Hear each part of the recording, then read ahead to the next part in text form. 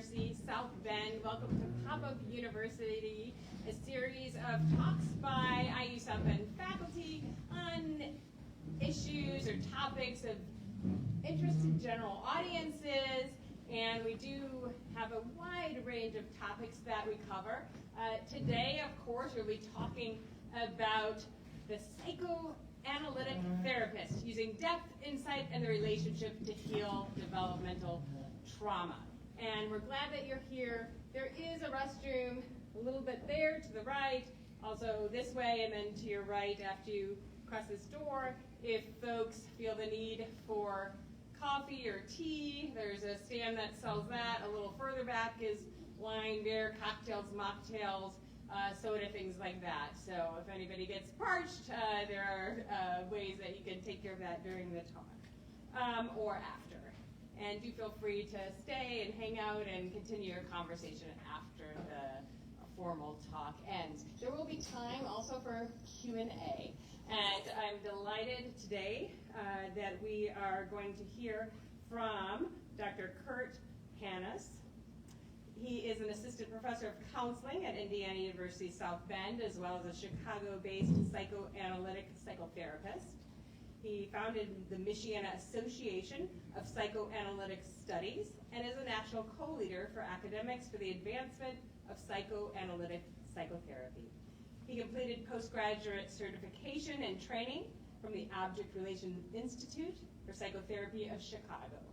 He has extensive experience in K through 12 and university settings, and is particularly interested in teaching psychoanalytic theory, process, and technique to a new generation of therapists. And some of you may be here for continuing education, and you will have an opportunity to sign in to verify your participation this evening and earn one of those credits this evening if you would choose to do so. And so this is sort of part of that education for folks who might actually use this in their practices, but also for a general audience who wants to know what the heck is psychoanalysis, and particularly psychoanalytic therapy. What does it look like? And so we're delighted to have you this evening to speak to us. And without further ado, we'll get him up on stage. He'll talk, and then he'll give us an opportunity to ask questions. And then again, you're welcome to sort of informally continue the conversation after that.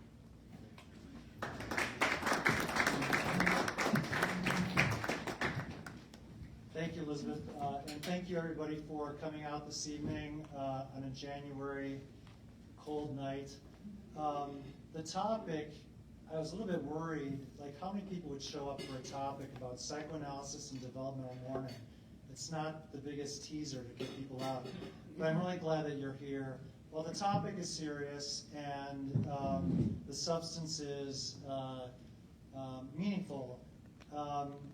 I am someone with a sense of humor. If you have questions during this presentation, you can just kind of blurt it out. I'm happy to stop and answer questions.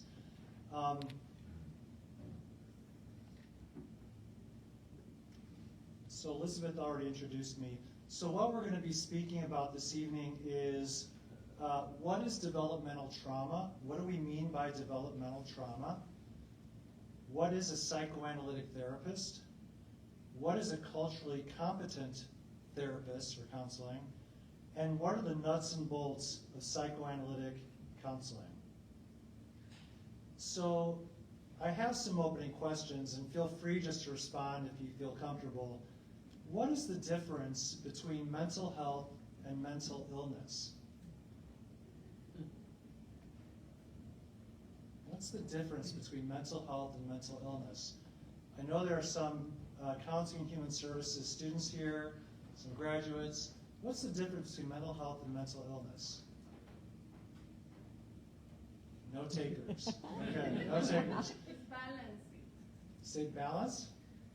Okay, being more balanced. I feel like mental illness is when it's diagnosed, or when there's like a person's interfering with your life. Mental health could be more like the balance that you have to do with your mental health. I'm just trying to Yeah. go to the right direction. Okay, yeah, so thank you very much. So we're talking about a continuum, and on one end we have mental health, And on the other end, we have mental illness, which is something that oftentimes is diagnosed, but it interferes with your functioning. It interferes with loving, working, committing, playing, sustaining your life.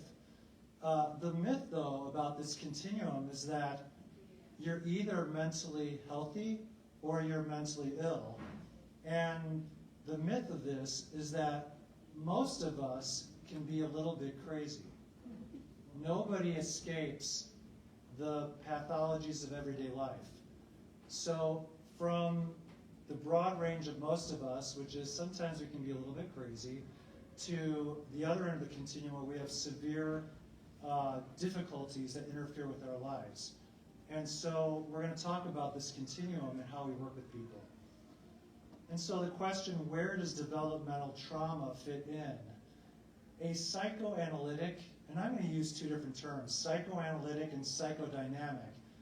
Quickly, I'm just going to describe, both of those terms describe a model of the mind. A model of the mind. And the mind is in motion.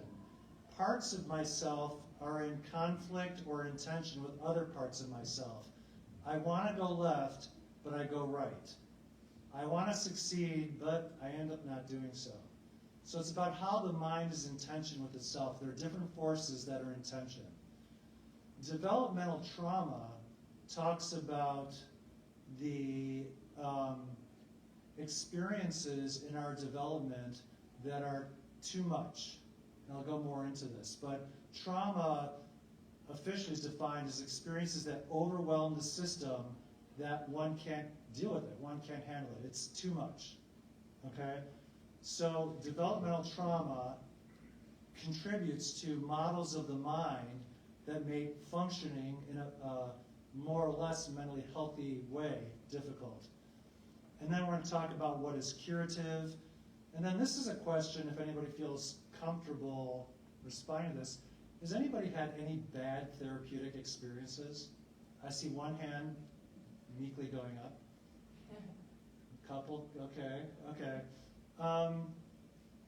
So I'm going to talk about what facilitates a positive therapeutic experience. There's nothing worse, as I stand here lecturing at you, there's nothing worse than being lectured at when you're sitting across from somebody in pain, right?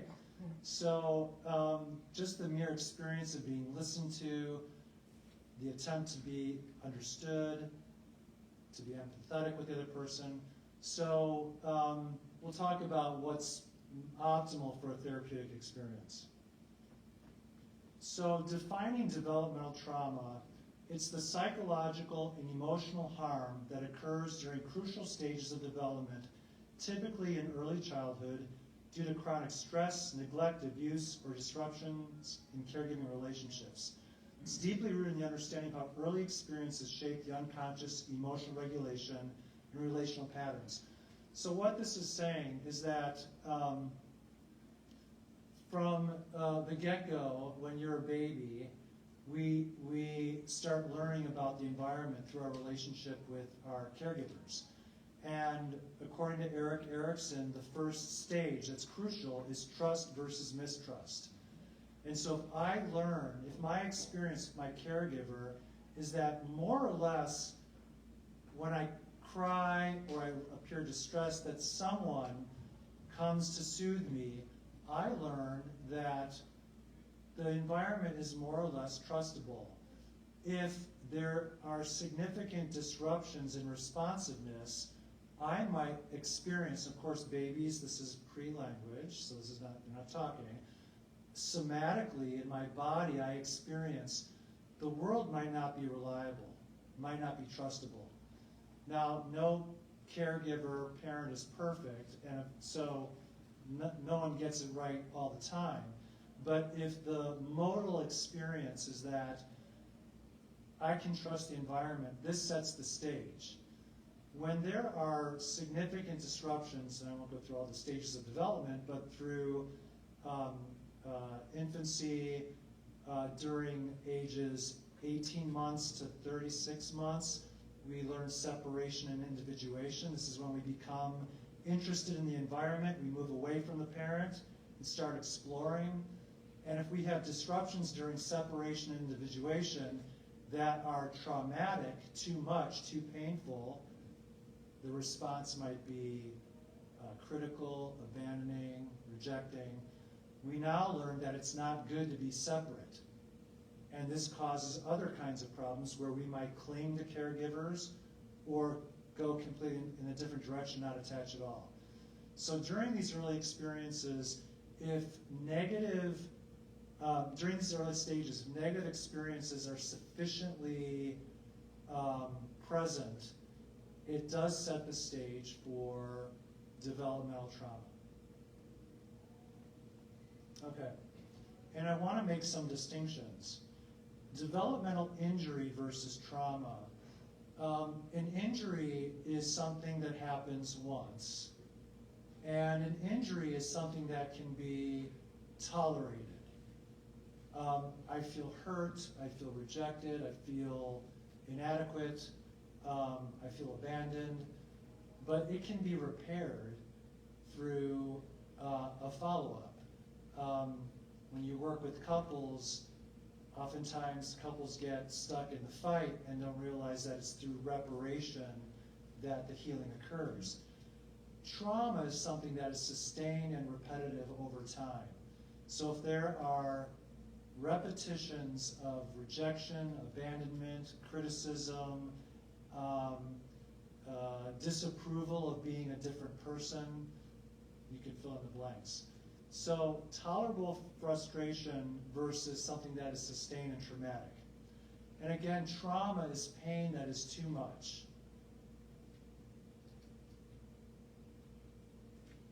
You might be familiar with the term complex trauma, and this is oftentimes a diagnosis where through different circumstances, it's not just one sustained trauma, but multiple sustained traumas. You can think of child abuse, neglect, you can just imagine. So from different multiple sources, there's sustained trauma, and this would lead to a diagnosis of complex trauma. Okay, I'm just reiterating here, it has developmental trauma, has its origins in early life through our developmental stages. Of course, it can continue, and we'll talk about how things get repeated when you become a young adult and adult, but the sources of this personality formation begin in early childhood. So developmental trauma has a real impact on attachment. So, and I'll go into this a little bit later, but one of the, what do I want to say here, old school versions of psychoanalysis is that it's Freud with a pipe, you on a couch, 5 days a week for 20 years. And motivated by aggression and these other drives that need to be expressed. Psychodynamic theory has evolved to embody a relational approach, which is that we are motivated by the need to be in relationships. And so a core construct of psychodynamic theory in its current form is that we are motivated to be in relationships, and if relationships go awry early on, that causes problems for later on. So developmental trauma has a profound impact on attachment. So a child exposed to trauma may form insecure attachment styles. Avoidant, they want nothing to do with you. Ambivalent, where if the caregiver is sometimes available and responsive, other times not available, that child develops an ambivalent attachment, they're not quite sure. Disorganized attachment is the caregiver is both available but also dangerous or hurtful. And so that child learns that if I go to the parent, it's a toss of the coin. Is this going to be good or bad? So that sets the stage for how people relate to others in their lives going forward. Okay. So developmental trauma embeds a disruption of self and emotional regulation. And I'm going to talk about this a little bit more, but I'll briefly say that the ability to regulate your emotions is a kind of a central feature of being able to operate in the world. We get anxious, we get worried, we get angry, we get down, but the ability to soothe oneself is central to high functioning. And when we experience developmental trauma, that ability to self-soothe is significantly impaired.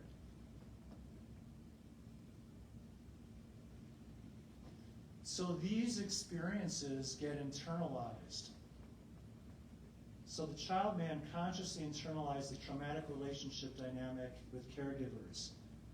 So example, they might adopt feelings of guilt or self-blame for the trauma, or internalize the abuser's critical or punitive voice as part of their own psyche. So I'll just put this in plain language. If I have been neglected, I internalize being neglected, but I also internalize the neglector. So inside of me, I have the neglected part, and I have a neglector that they're in my mind that are in tension.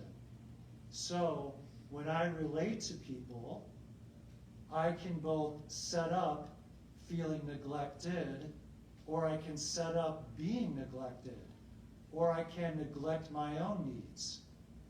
So we're both the recipient, but we also internalize the aspect of the caregiver or the other in our minds. So this is really important. This is a central feature of psychodynamic theory, is that what is done to us, we internalize, and then we do to ourselves or also do to others. And this is where developmental trauma makes a real lasting impact that can be very, very painful and hard to emancipate oneself from. Question. Yes? Is that, in essence, reactive attachment disorder? Correct. Okay. Correct. Just curious. Correct, yes. Okay. What was the question? The question was, is this reactive attachment disorder? And so this is a diagnosis that people will bring, because of their experience, will now bring into the current relationships. Is that something that vacillates with like the other attachment disorders, like disorganized? Say it again? So if somebody has another attachment disorder, is that something that can kind of veer into, become reactive, or is it sort of constant? It can, and it depends on the factors that are involved. Yes, it can. Okay. And so another aspect of developmental trauma is repetition compulsion, which is a term that means we are compelled to repeat. So if I was, what's a good example? If I was abused, criticized, let's go with that. If I was severely criticized and devalued as a child growing up, lo and behold, I might find myself with a significant other who devalues and criticizes me. Is this just fate? It's not fate. It can be understood as part of a repetition compulsion. We are compelled to repeat for two reasons. One is to master an experience of trauma, that we enter into a similar experience to try and master the pain of that, sometimes to gain control over it, or we enter into it because we have a belief that we can actually convert the other person into a better version of what we didn't get growing up. Okay, so we're compelled to repeat. So oftentimes we find other people and kind of slot them in to roles that we experienced growing up. Does that relate to also the term is reenactment, that people reenact their own traumas that they've experienced from other people? I kind of heard the question, and I'm blind, I can't even That relates also to the concept of reenactment, that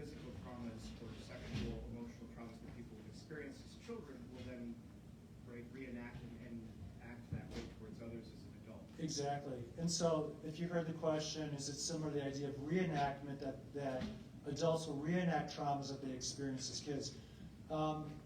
There are different theoretical orientations within counseling, and a lot of the words are similar or have overlap.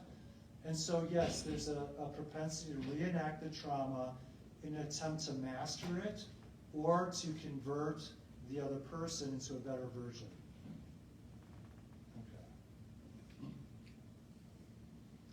Okay. And so in adulthood, we have the idea of the return of the repressed. What this means is that if we try to, so I'll give you an example. When I work with people and I'm starting out, a frequent phrase I will hear is, my parents were great. I have no complaints about my parents. They were just wonderful. And I will usually just nod and say, okay, and we'll see maybe a few weeks from now if something changes.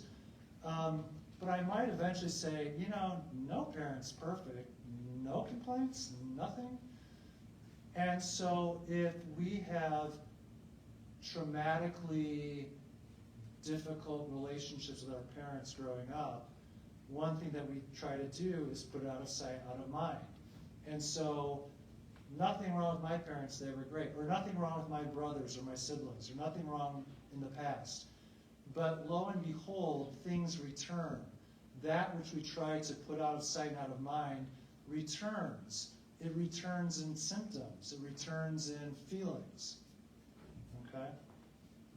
This might be chronic anxiety or depression, difficulty trusting others, maintaining relationships, patterns of self-sabotage.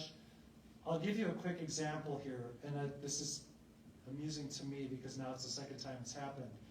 I was presenting a couple months ago, and I was at a hotel, and I was putting on my jacket. I was outside my car, and I left my phone on top of my car. I put my jacket on, and I said, "Don't forget your phone. Don't forget your phone." I walk into the hotel, I forgot my phone. Why did I forget my phone? Because I'm just absent-minded. I was a little bit anxious about the talk. Just a little bit anxious. I didn't want to think this is fine. I went through the slides, I'm fine. I wanted to deny that I was a little bit anxious about the talk. Today, I'm coming over here, I get in my car, I start driving, and my car starts beeping frantically. What is that? I go, is the battery going to die? What is going on? I don't want to be late to this thing. And I see on the indicator, keys are not detected. I left the keys in my house. Okay? Coincidence? Or could it be I was just a little bit nervous, a little bit anxious about, I've never been here before, where is this place, will I make it? So our minds are, we want to go left, but we go right. Okay? The return of the repressed. We try to keep things out of our minds, but they return. Okay, so what is a psychoanalytic therapist, or you say a psychodynamic therapist? So we have an old versus new paradigm. I talked about this a little bit. The old paradigm being, it's all about drives that need to be expressed. I don't know if you've ever seen the TV show Dexter, who was a serial killer, this thing needed to be acted out. The new paradigm is that psychotherapy is about working through depth, insight, and relationship. And for those who are in the mental health field here, there is a organization called the Psychotherapy Action Network, which you can just Google it and it'll come up. And it's 4 therapies of depth, insight, and relationship. And it's broad, existential, Jungian, analytic, etc. And so what do we mean by therapies of depth, insight, and relationship? And so it's a form of therapy that focuses on the relationship with the therapist. And what do I experience as a therapist working with you? And I anticipate that if you have troubles with how you perceive yourself, how you relate with others, that's going to come into our relationship, into our therapeutic relationship. And so I might start to feel something that you're feeling. And so it's very attentive to the relationship. Depth is that it's the model of the mind, that there are layers of the mind. And insight is gaining insight into what kinds of conflicts, worries, feelings are operational inside you that you may not be fully aware of. And there's 3 core beliefs. The first is there's more to people than they often recognize. I never forget my keys. I never forget my keys. I usually never forget my phone. It's happened twice, I'd probably say in the past 5 years, both times before I was going to present somewhere. There's more to people than they often recognize. 2, knowing yourself in new ways leads to more effective and meaningful living. If I'm reenacting traumas from my childhood and experiencing the fallout from that, I'm not able to live fully and freely as possible. And so knowing myself and knowing what motivates me leads to more effective and meaningful living. And 3rd, the therapy relationship offers a way for people to trust, grow, and thrive. Okay. Okay, I've talked about that. So the values of a psychoanalytic or psychodynamic counseling relationship is that the relationship itself is actually healing. So if you are in the mental health field, you know one of the salient factors of a successful counseling or psychotherapeutic treatment is the relationship. So I said earlier, no one likes to sit down and be lectured at or given, instructions on how to lead your life, or chastise or criticize, etc. So a good relationship helps to heal and build your ability to have better relationships. The clinician, not insurance parties or payers, are in the best position to assess what's needed. One size does not fit all. So when I meet with someone, I am agnostic in the sense that you know you, and you know your pain and your history. And so I will hear from you, and I'll share with you my impressions and my thoughts, but I'll check in with you. What do you think? So I am not the expert imparting some knowledge. We're working together in a mutual endeavor. Emotional distress is not a disease. Sometimes people learn as kids that if they are, some kids, some of us as humans, just feel things more intensely. And sometimes that can be overwhelming for a parent. And I guess let me preface here, this is not about parent blaming. It's not about parent blaming. But sometimes kids can get the message that you're too much, okay? Emotional distress is not a disease. Emotional distress is a signal that something's going on inside you that needs to be understood. It's egalitarian. Like I said, I am not the expert. This is a two-way street.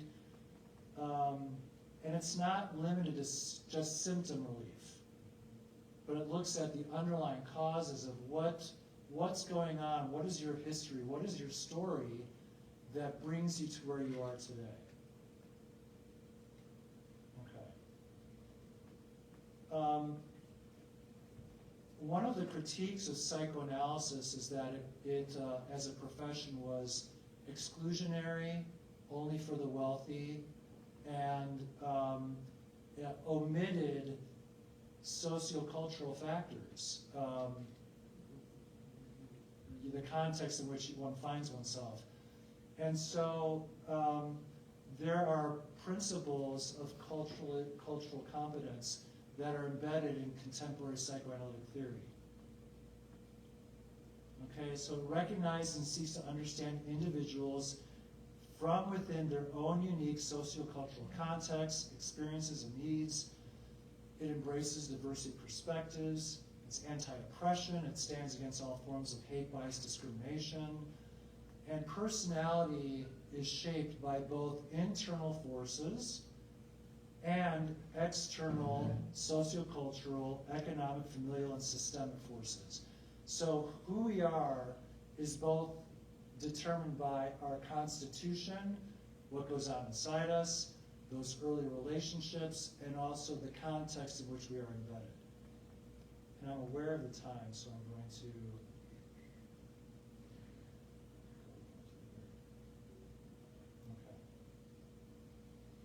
Okay, so a psychodynamic therapist or psychoanalytic therapist focuses on some key items when working with developmental trauma. One is psychological defenses, the how and why of not knowing. We all have psychological defenses. Common language, we're in denial. We say, oh, they're in denial. You see people in shorts outside. They're in denial that it's only 20 degrees. The second one is life is difficult for all of us. Suffering is part of life. If you've ever read M. Scott Peck's book, The Road Less Traveled, the first 3 words is life is difficult. We can have a wish for temptation and magic to make things like it's just going to get better, instead of thinking that we have to do things to help make things better. We look at unnecessary suffering. We look at the mechanics of self-sabotage. What if I kept driving and got here and didn't have my keys and couldn't get home? Mechanics of self-sabotage. We work with dreams. Dreams are messages that tell us about our feelings, about dynamics with relationships. We look at true-false self-representation. An authentic self is when I speak from what I really think and feel. A false self is when I speak from a place where I'm trying to comply with what I think you want to hear. This is a central feature of difficulties where people develop a false compliant self in hopes of keeping harmony, and they warehouse their authentic selves. Okay? Psychological resistance. We want to change and get better, but we've developed patterns, oftentimes maladaptive patterns, that are working for us, and it can be hard to let go of those maladaptive patterns. So we look at resistance. I talked about repetition compulsion. And then we look at transference.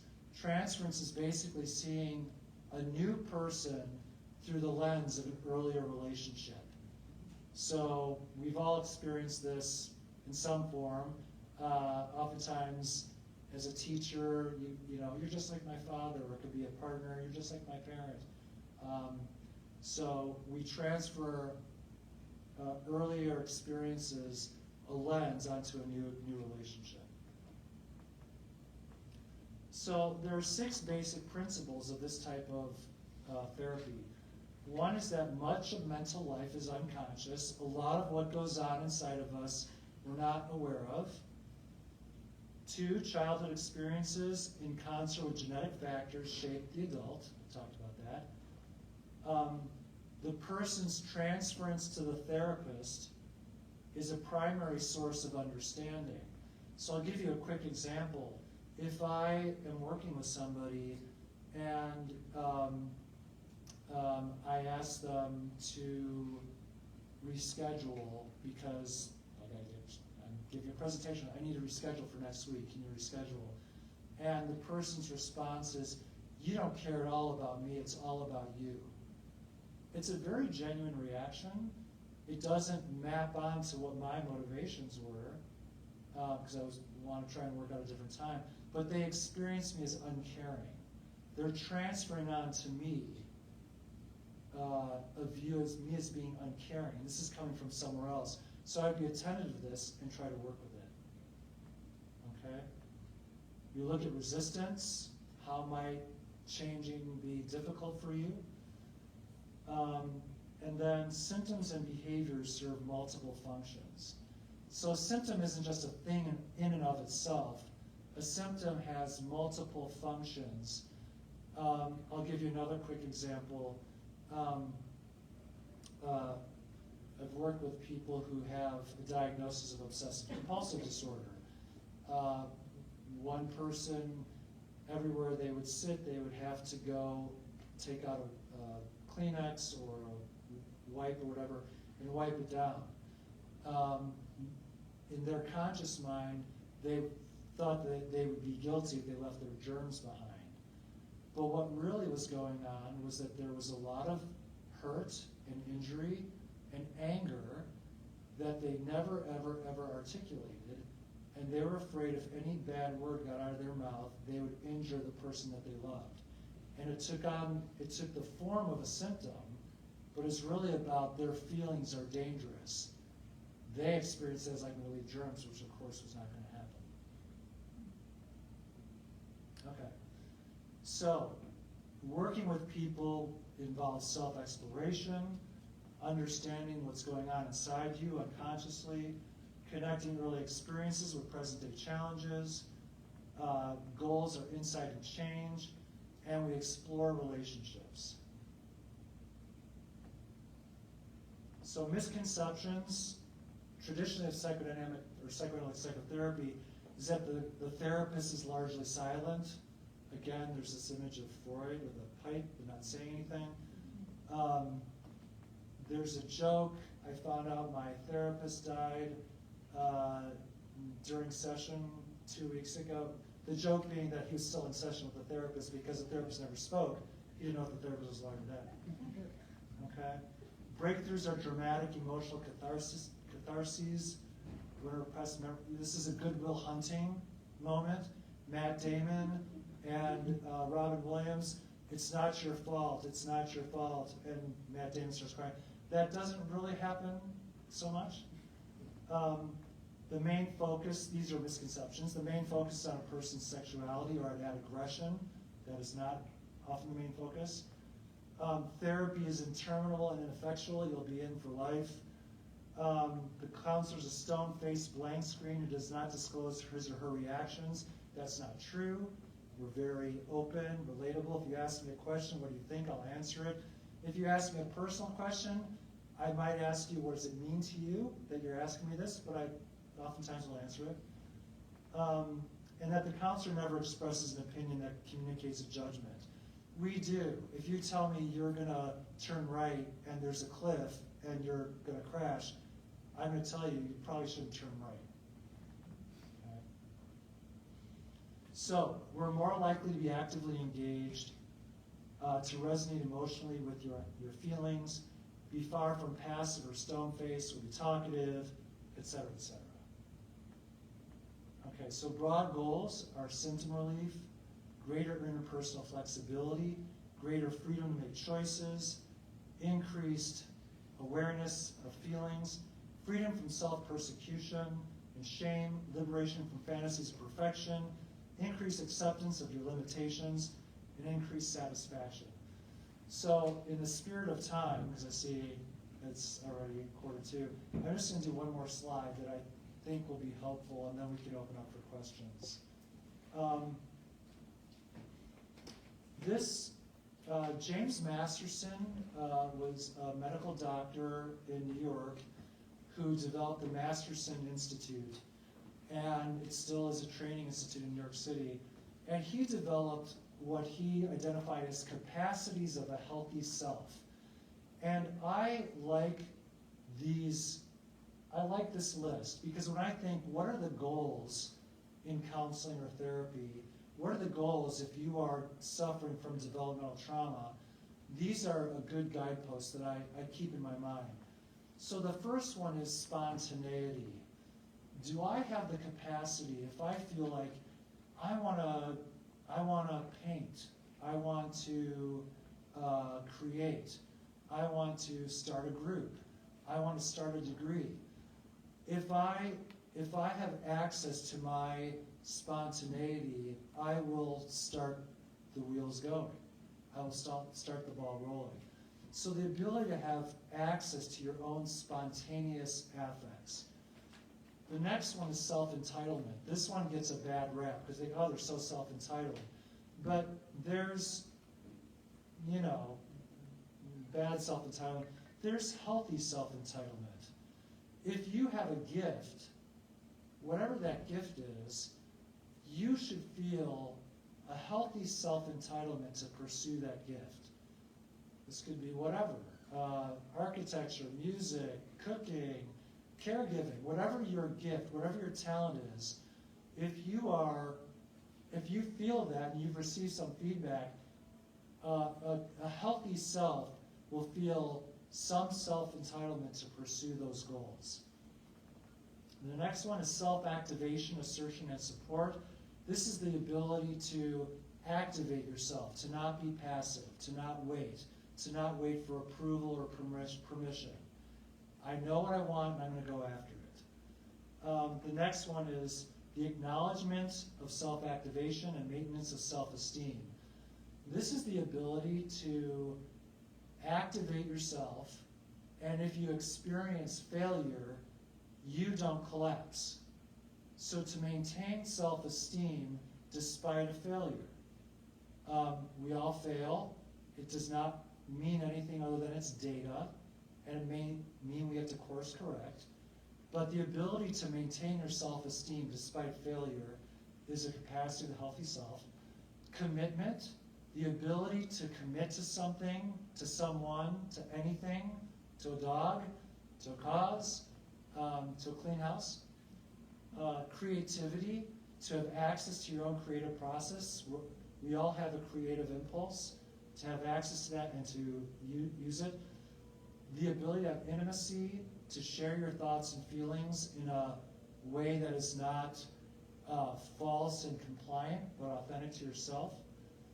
And then finally, autonomy, the ability to have connection in your relationships, but also to be separate and to be okay in your own separation. So when you are separate, you don't feel abandoned. So the ability to have autonomy without abandonment. Okay. I've talked us out of I have more slides, but I've talked us out of time. I'm going to open it up for questions.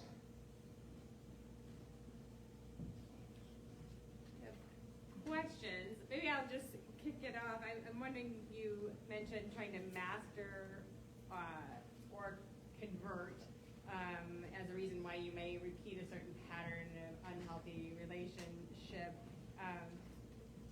What about it? I think more often we assume that the person believes that's all they're worthy of, or they're just falling into a familiar pattern, or it's comfortable. Is that an alternative explanation? Is that a misunderstanding, or where does that fit into this framework?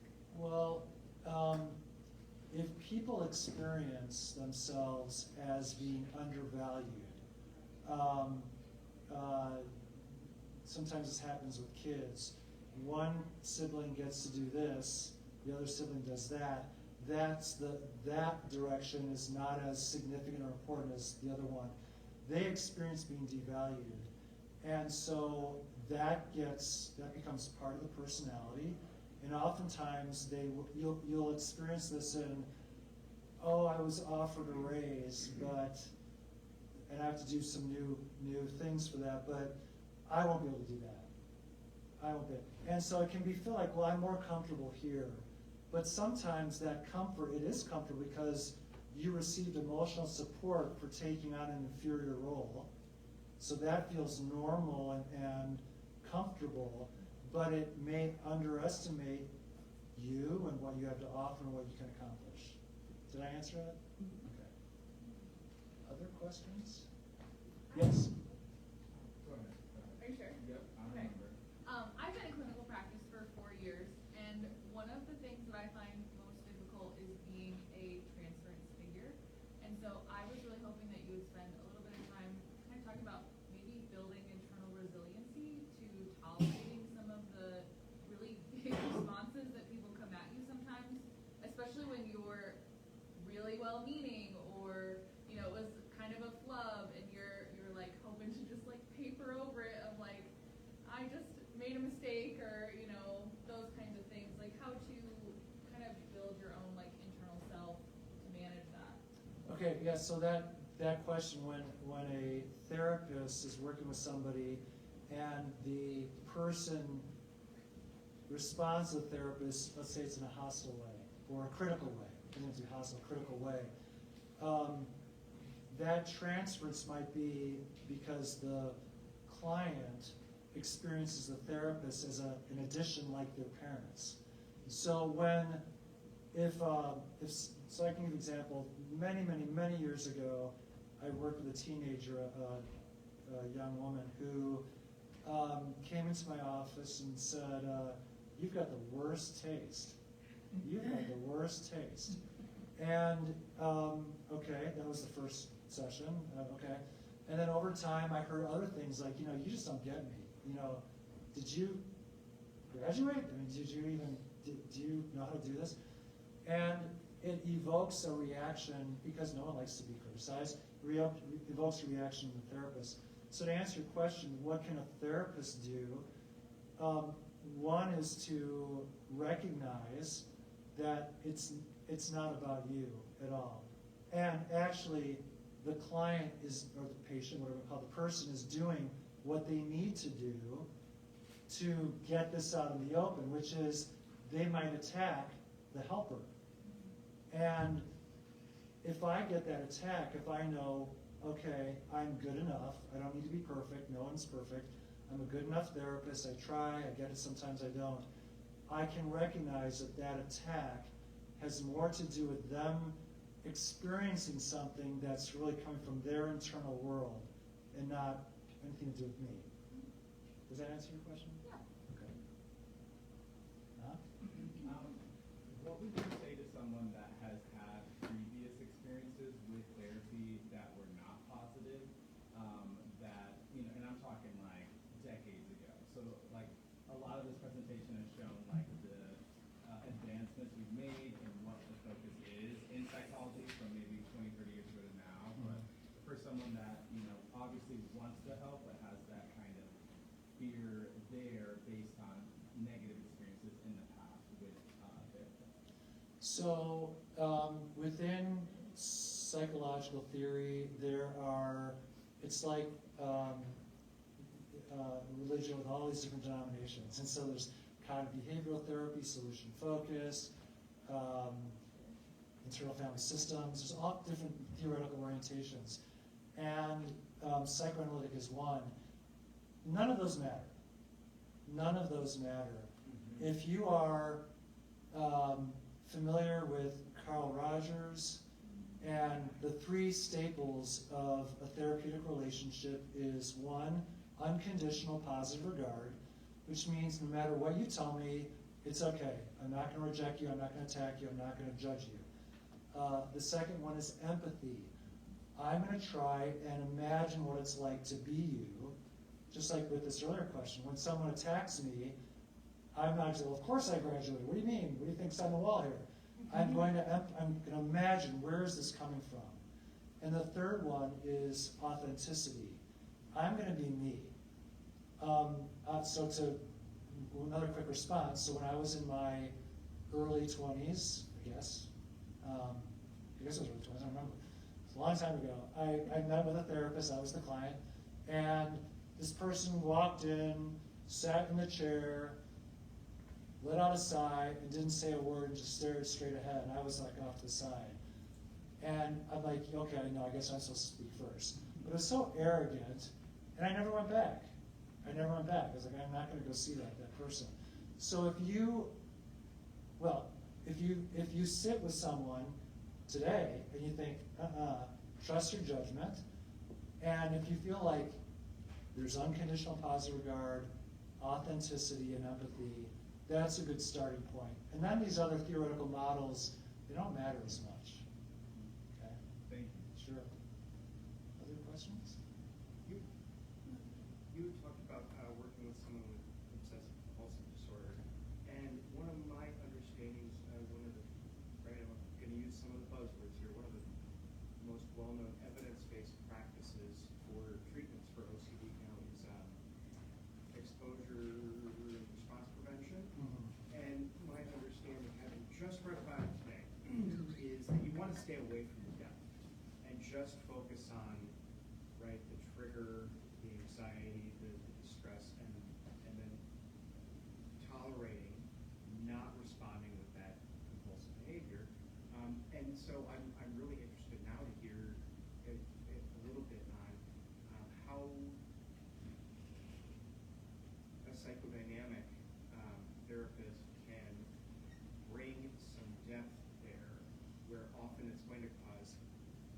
a lot of distress to get down to that unconscious belief. I really appreciate your question because it brings me to a point that I didn't make. Just because one identifies as psychodynamic doesn't mean there aren't valuable aspects of other models. And so for people who may not be familiar, exposure therapy is when someone is very anxious about something, you actually expose them to it, and then you work through what the reaction is. And it's a way of trying to bring down the levels of the person who's dealing with obsessive compulsive disorder. What I would say is, I like a salad. And so it depends on the person and the severity of their symptoms. And so if a person, depending on the circumstance, it might be, let's start with an exposure experience. But I would then say, let's go get the depth. Because I don't think it's just about minimizing reducing the symptom. Because what can happen is that symptom is reduced, but now something pops up somewhere else. Did that answer your question? Absolutely. Okay. Other questions? I work in a community health center, and we do short interventions, 20 or 30 minutes. If I wanna use some of these theories, and I know, like, talked about opening past trauma, stuff like that, what would you recommend to kind of wrap it up? And so the person can feel some relief also, but also we can also, see our next client. Great question. So one of the things I teach at IUSB is I supervise some school counselors who people probably imagine there's not a lot of time depending on the school. And so a couple of thoughts. There are short-term psychodynamic psychotherapy. They're actually models that are abbreviated versions of this. And so you can look up resources for short-term psychodynamic psychotherapy. The other is that you can, as the counselor, be aware of these things, aware of these dynamics. And it doesn't necessarily mean you're going to get everywhere with the person, but you might be, your conceptualization and understanding can help inform how you speak with them. It could be even something as simple as, give an example like denial. Like you're coming in shorts, it's negative 20 degrees outside. You can even ask, is there a reason you're wearing shorts, you're trying to expose yourself? Are you not believing that it's that cold outside? You can use principles, even in a brief, truncated version, that can be helpful. And then again, if that relationship is there, that will support what you're trying to do. Okay? For people who are still in school to become therapists, is there any resources you would recommend for them being interested in psychodynamic approaches? Yes, thank you for asking that. It's one of my favorite questions.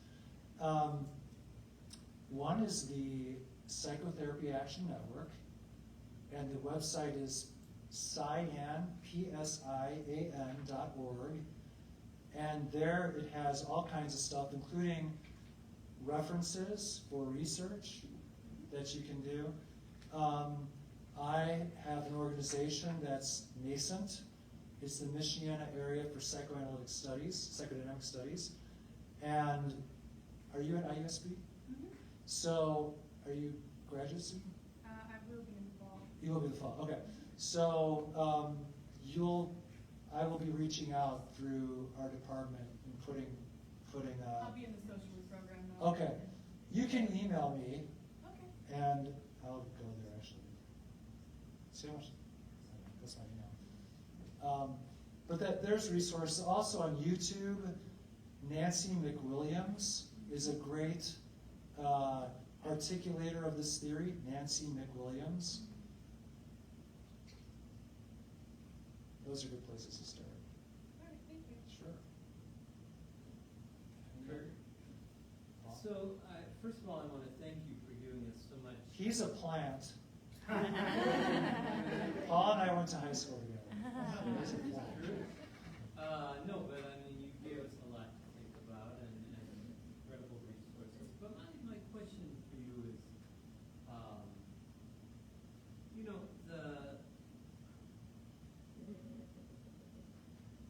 you mentioned this in passing.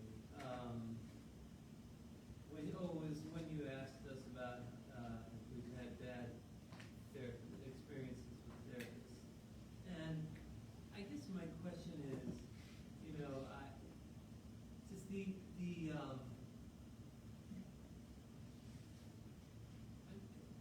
patients have rights, and if it's not going well,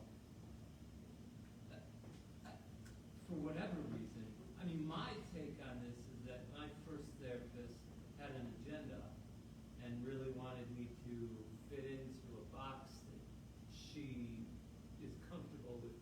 So, I think the patients need to be aware that they can say, this isn't working. Right. How do you convey that to the patients? Well, again, we have different theoretical models, and some models are very manualized and formulaic. If you have that paired with therapeutic arrogance, Yeah. then that's a recipe for nothing good. Now, if I am therapeutically arrogant, I guess I'm not going to tell you the right to leave. But in any kind of treatment, the therapist is supposed to say this: your right of first refusal. You can go if you want. So if you didn't hear that message, that was an error on the therapist's part. And I encourage anybody, if they, in that first 1 or 2 sessions, oftentimes it can be the personality of the therapist. There are psychoanalytic therapists, psychodynamic therapists that I would never refer to because they're arrogant. So it's not by model, it's oftentimes a personality. So yes, if your sense is this is not working, once you get out, and the therapist should alert you to that freedom.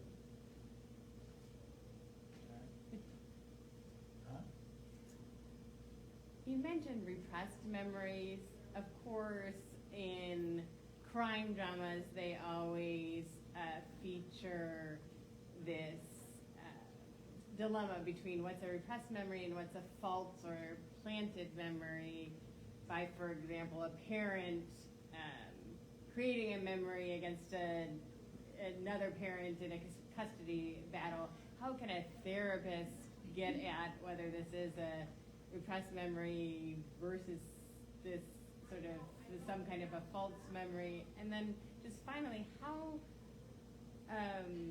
since each of us have such a limited life experience, how does a therapist do culturally responsive therapy if they're not themselves embedded in those different socioeconomic or cultural contexts? So both great questions. So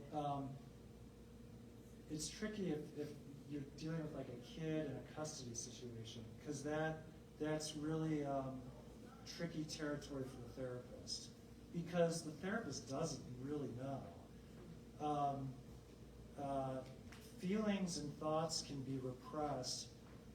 Usually you're not hearing oh my gosh, I just remembered. That being said, if that is what's conveyed, oh my gosh, I remember from last week we talked and I remember this happened to me. I'm not interested in custody, I'm not interested in the veracity of the claim. I'm interested in what you're feeling about the possibility of that. And even if it didn't happen according to memory, how one's remembering it, or even if it didn't happen at all, there can be a theme of being shut out, being neglected, being, now, when you get into more serious abuse, I will listen to that in a particular way and believe people. But again, we can't know for sure the veracity of it. In terms of if I'm not a member of any specific group, how do I work with people? With humility. I try to be aware. I try to educate myself. I expose myself to ongoing continuing education. Ultimately, my experience is not your experience. And so, the term cultural humility is the bedrock of working with people, whatever their background is. So that's how I approach it. Last chance for questions. At what point, because you mentioned Erickson and all sorts of wonderful theorists, and right, there's this developmental period where, right, for adults, and if we look at the DSM and the American Psychiatric Association will put their foot down strongly about this, for something to qualify as a traumatic event, it has to involve, right, perceived threat of death, serious injury, sexual violence, etc. And that doesn't apply with early childhood trauma where, right, maybe the child is quote unquote safe, but they don't have clean clothes to wear. And children learn that and learn, like, I'm dirty, or people don't care about me, I'm not worthy. At what point in development does that sort of fall off to where, oh, somebody's neglecting me, or somebody's hitting me, somebody's being verbally abusive, I'm just going to say, screw you, get away from me, instead of internalizing that. Is there a point in development where that happens that we know of? Well, there might be compensatory figures. So I'm teaching an undergraduate class this semester, and one of the questions they had to respond to on a video was, name a person that helped you when you were a kid.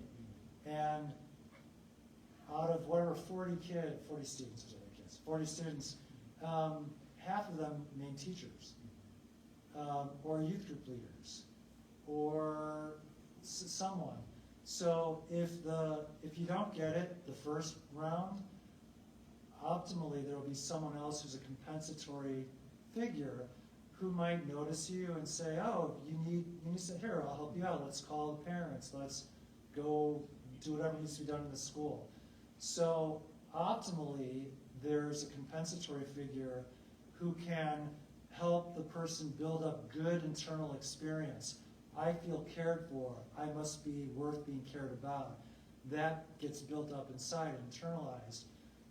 If there aren't those people, if there's just perpetual disappointments and absence, then you've got a different type of problem. Did I answer your question? Yeah. Kind of? Sort of. Okay. We can talk about it all night. Yeah. Or you can email me. I get your stuff. Okay, well, thank you all so much for coming. Let's give a round of applause. Thank you very much. Thank you very much. And if you are wanting to sign in for